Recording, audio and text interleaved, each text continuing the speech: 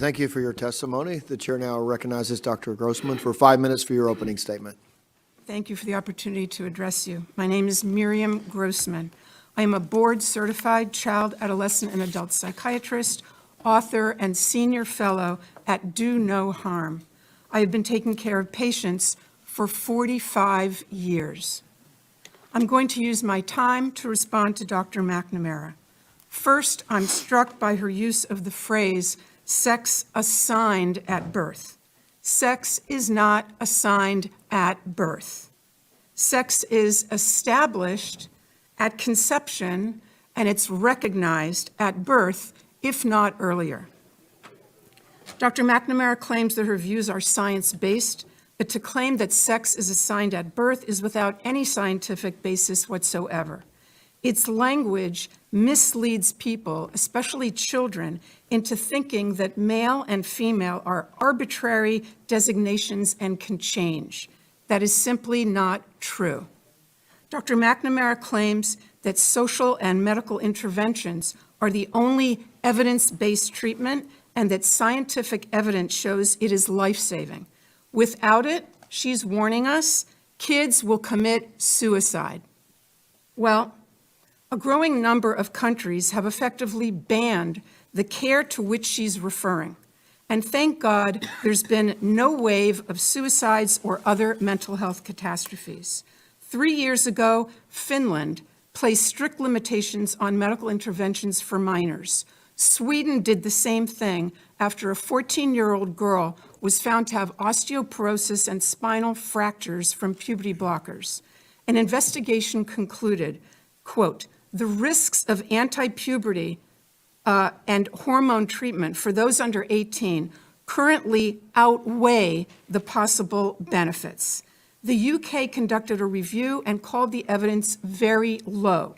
They've also placed severe restrictions on the care that Dr. McNamara calls life-saving. Norway also analyzed the data and has made similar changes in policy. The National Academy of Medicine in France warned, quote, great medical caution must be taken in children and adolescents given the vulnerability of this population and the many undesirable, even serious complications the therapies cause. Doctors in New Zealand and Australia have published similar statements.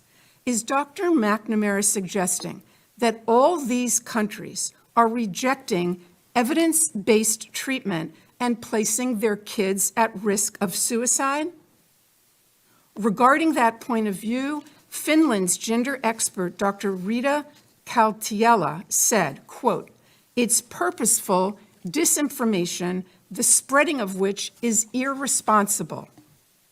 All 7 countries, and Florida too, of course, concluded that kids don't need their development interrupted, the girls don't need their periods stopped and their voices lowered, and the boys don't need to grow breasts.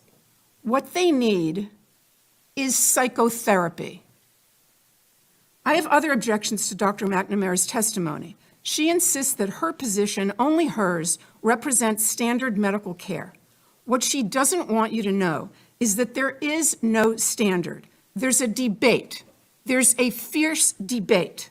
And on the side opposite her stand such prominent figures as Stephen Levine, Kenneth Zucker, Paul McHugh, and James Cantor, among others.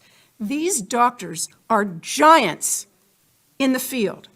They have been treating transgender patients and gathering data and publishing papers about them, and I mean no disrespect here, but since before Dr. McNamara was born. The point is that those veteran clinicians and others who have wisdom and experience are ignored because they disagree with the current narrative. They're against medical interventions for the same reason those 7 countries are. There is no evidence of long-term benefit, but there is evidence of harm. I'll end by quoting Jamie Reed, the courageous whistleblower from the Children's Gender Clinic in St. Louis. I believe that that hospital receives the medical education funding that we're discussing today. She said that doctors at that clinic said, we are building the plane while we are flying it. We are building the plane while we are flying it. That's how they described the treatment at their gender clinic. Our precious tax dollars should not support such a perilous experiment. Thank you.